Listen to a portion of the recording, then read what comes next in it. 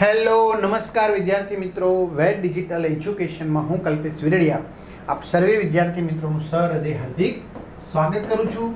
આપણે જે ધોરણ 3 ની અંદર પર્યાવરણની અંદર પાઠ નંબર 2 જોઈ રહ્યા છીએ એમનો આપણે ભાગ 3 એટલે કે ત્રીજો વિડિયો જોઈ રહ્યા છીએ. તો હવે છે મેળામાં આપણે કઈ કઈ બાબતોનું ધ્યાન રાખીશું, ત્યાં એમ્બ્યુલન્સ શું કામ હોય છે, આપણા દાદાના સમયમાં દાદા દાદીમાના સમયમાં મેળો કઈ રીતે ભરાતો હતો, કઈ કઈ બાબતોની કાળજી રાખીશું. નીતાનું કુટુંબ, સ્નેહાનું કુટુંબ, મોહન કાકાનું કુટુંબ આ બધા મેળામાં ગયા હતા. ઓકે, હવે પ્રવૃત્તિ એક છે નકશો, રેખાચિત્રનું વાંચન. નકશો એટલે રેખાચિત્ર, એટલે કે કોઈ પણ વસ્તુ જે છે એનું શું કરવામાં આવ્યું હોય, એક કાગળ ઉપર સરસ મજાનું એને અંકિત કરવામાં આવે કે જેથી કરીને એ વસ્તુ વિશે માહિતી પ્રાપ્ત થઈ શકે, જેને આપણે સામાન્ય રીતે નકશો કહેતા હોય. તો જો નકશો આવી રીતે બતાવ્યો છે તો અહીંયા સ્નેહા અને રોહિતનું ઘર છે, આ પુસ્તકાલય છે, આ પરેડનું મેદાન છે, આ બેંક છે, આ નીતા અને રાધાનું ઘર છે, બરાબર, આ શાળા છે, આ પોસ્ટ ઓફિસ છે ટપાલની, આ પોલીસ સ્ટેશન છે. તો અહીંયા આપણે એક જ ચિત્રમાં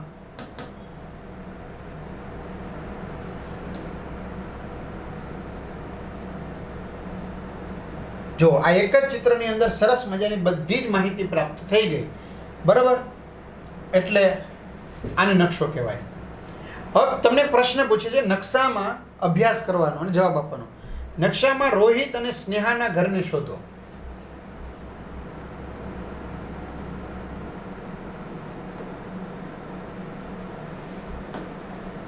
ચાલો હવે હું તમને બતાવી દઉં. રોહિત અને સ્નેહાનું ઘર, તો આ છે રોહિત અને સ્નેહાનું ઘર.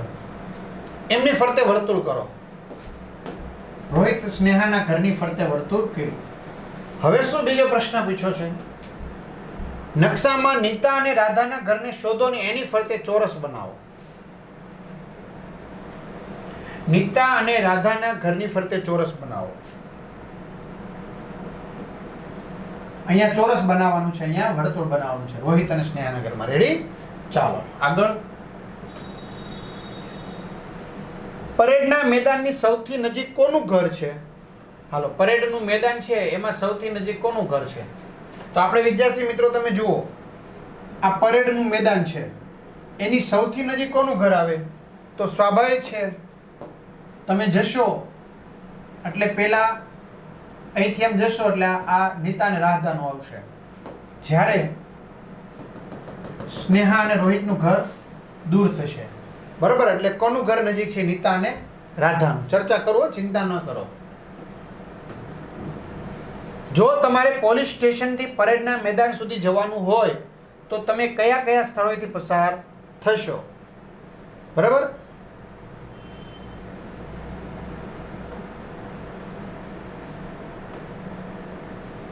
પોલીસ સ્ટેશનથી પરેડના મેદાન સુધી જવું હોય તો વિદ્યાર્થી મિત્રો આપણે નકશો બતાવી દો આખો. જો આ પોલીસ સ્ટેશનથી તમારે પેલા ક્યાં આવવાનું? બેંક પાસે. બેંક પાસેથી ક્યાં જવાનું? પુસ્તકાલય. અને પુસ્તકાલયથી ક્યાં જવાનું? પરેડના મેદાનમાં. અથવા અહીંયા છે ને વિદ્યાર્થી મિત્રો, જો અહીંયા કટ છે એટલે આપણે આ લેતા નથી, અને લેવું હોય તો પણ કઈ ના નથી, બરાબર. જો પોલીસ સ્ટેશન, ત્યાંથી જવાનું પોસ્ટ ઓફિસ, ત્યાંથી જવાનું પરેડનું મેદાન. એટલે બે રીતે છે. જો પોલીસ સ્ટેશન, પોસ્ટ ઓફિસ, પરેડનું મેદાન. પોલીસ સ્ટેશન, પોસ્ટ ઓફિસ, પરેડનું મેદાન. પોલીસ સ્ટેશન, બેંક, પુસ્તકાલય, પરેડનું મેદાન. રેડી? ચાલો હવે મોટું કરી દો, ઝૂમ. ચાલો, નકશા અને રોહિત. નકશામાં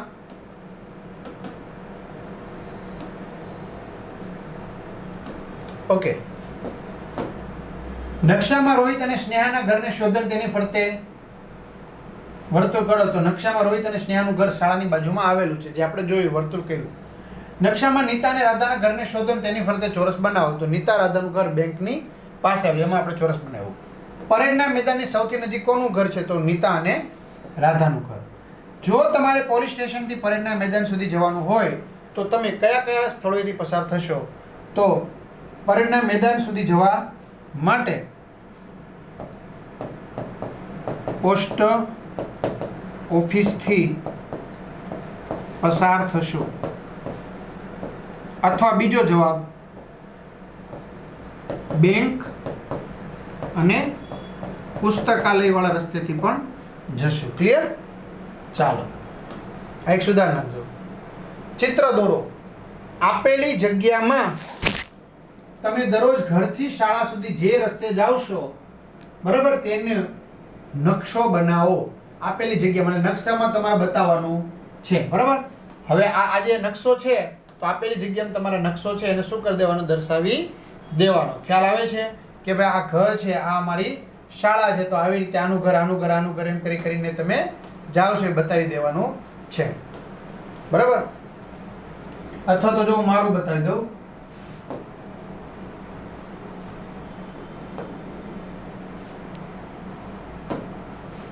ચાલો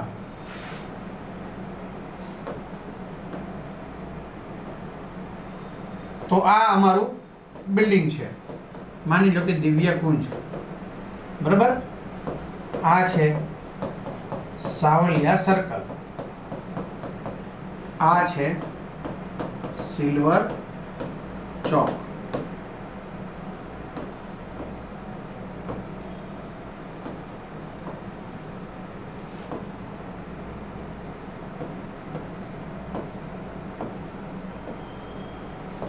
અહીંયા છે યોગી ચોક.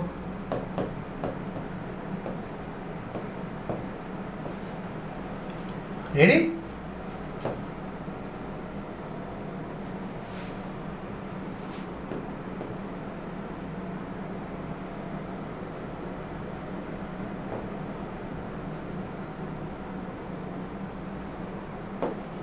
યોગી ચોક, બરાબર. ફરી પાછો મહાવીર સર્કલ.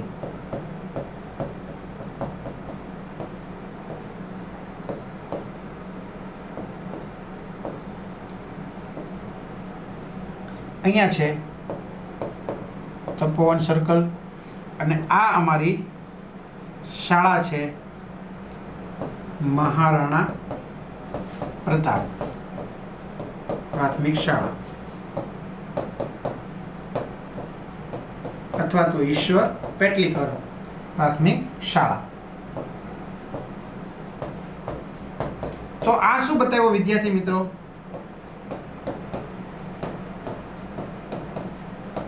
નકશો બતાવ્યો, બરાબર.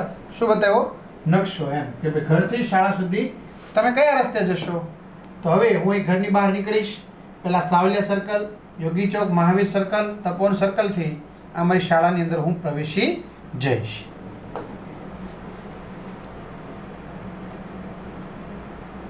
ચાલો હવે આગળ વધીએ. ચાલો આપણે મનન કરીએ, ચિંતન કરીએ, વર્ગમાં ચર્ચા કરો કે આપણે આપણા વડીલોની સંભાળ, કાળજી કેવી રીતે રાખી શકીએ. તો આપણે આપણા વડીલોના રૂમની સાફ સફાઈ દરરોજ કરવી જોઈએ. તેમની સાથે હંમેશા નમ્રતાથી, વિનમ્રતાથી વાતચીત કરવી જોઈએ. તેઓ જ્યારે ખાસ કરીને બીમાર પડે છે ત્યારે ડૉક્ટર પાસે લઈ જવા જોઈએ.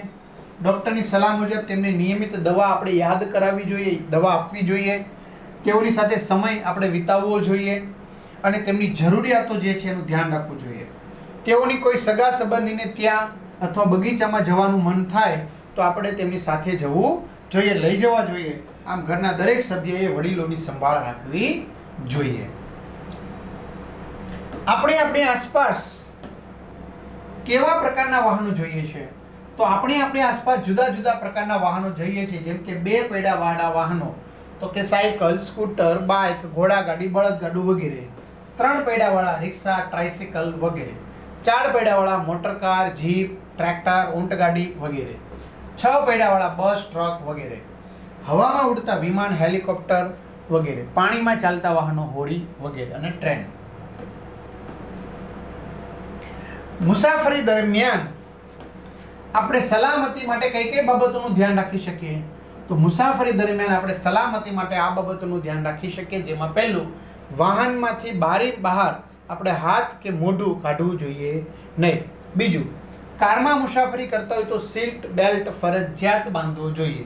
ત્રીજું, સ્કૂટર, સાયકલ કે મોટરસાયકલ પર મુસાફરી કરતા હોય ત્યારે હેલ્મેટ ફરજિયાત પહેરવું જોઈએ માથાના રક્ષણ માટે. વાહનને વધુ ઝડપે ન ચલાવવું જોઈએ. વિદ્યાર્થી મિત્રો, તમે વાહન લઈને જતા હોય, તમારા પિતા સાથે બેઠા હોય વાહનમાં, તો ડાબી બાજુ આવું બોર્ડ આવતું હોય, ત્યાં આવું લખેલું હોય 40,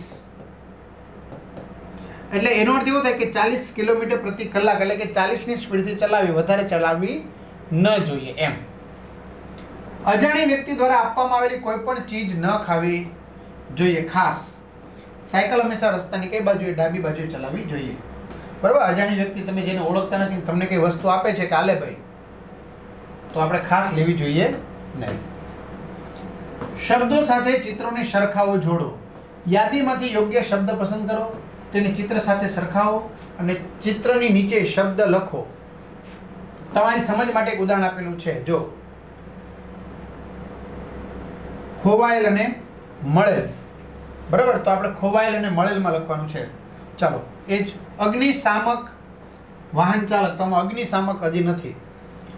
હલવાઈ અને કંદોઈ, તો આ શું થઈ ગયું?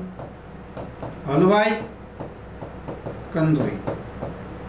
એટલે તમે આવી રીતે આમ જોડી દો તો ચાલશે. બરાબર, આમ જોડી દો, સ્કેલની મદદથી જોડવાનું હો. ચાલો આગળ.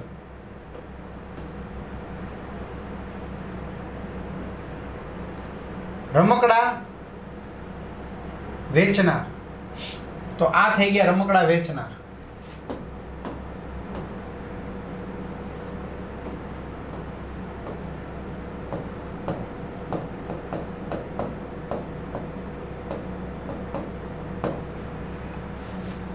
પછી આ છે બંગડી વેચનાર.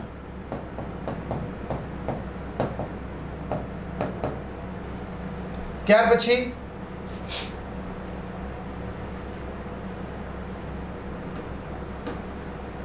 ખોવાયેલ અને મળેલ વસ્તુમાં કોણ આવશે? સ્વયં સેવક.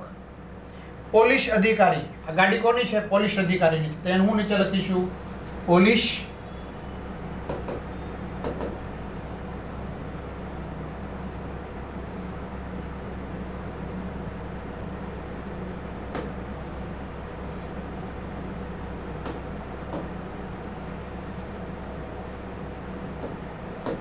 ચાલો, આ થઈ ગયું સ્વયંસેવક. હવે શું થઈ ગયું? અગ્નિશામક વાહન એ નીચે છે ઠીક. આ થઈ ગયું અગ્નિશામક વાહન, આ લાલ કલરનું. બરાબર, અગ્નિશામક વાહન થઈ ગયું. હાલો, પછી હલવાઈ કંદોઈ. હલવાઈ કંદોઈ. પછી રમકડા વેચનાર. કઠપુતળી કલાકાર, આ છે કઠપુતળી કલાકાર, એને નીચે લખવાનું હો.